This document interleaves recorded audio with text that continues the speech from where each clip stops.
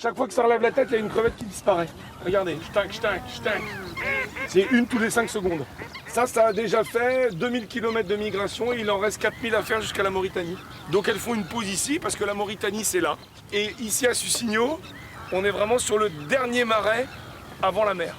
Gourmande, ces spatules. Au cœur du marais, près du château de Sucigno, David livre tous les secrets ou presque de ses échassiers. D'avril à octobre, il entraîne passionné ou observateur d'un jour à contempler les espèces qui traversent le golfe du Morbihan. Bien regarder les couleurs, les tailles, tendre l'oreille, c'est à se demander parfois qui est l'oiseau. Il est là, là-haut. Il va descendre. Un copain, moi, il descend de Scandinavie, il va en Afrique.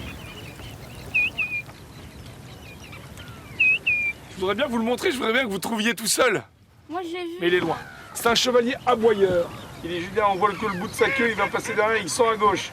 Il niche dans le milieu de la Scandinavie, et puis il va passer l'hiver au sud du Sahel, à partir du Mali, du Niger, du Nigeria, et jusqu'en Afrique du Sud. Au fil des observations et des explications, cette matinée n'en finit pas de surprendre.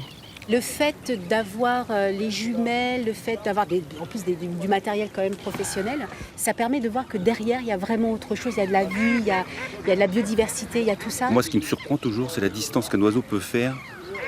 Malgré son petit poids, il peut faire des centaines de kilomètres sans se ravitailler. Ça m'épate tout le temps. Les spatules, vous avez vu les aigrettes, vous avez vu les mouettes. On a fait les mouettes, on a fait le grand gravelot, on a fait les avocettes, on a fait les barges à queue noire.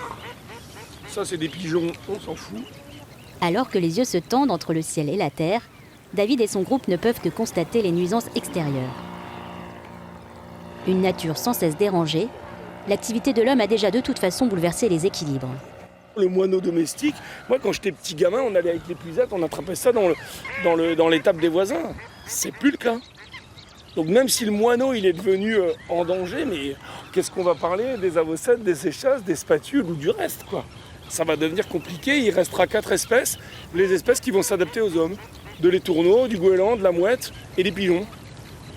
C'est limité en biodive, hein.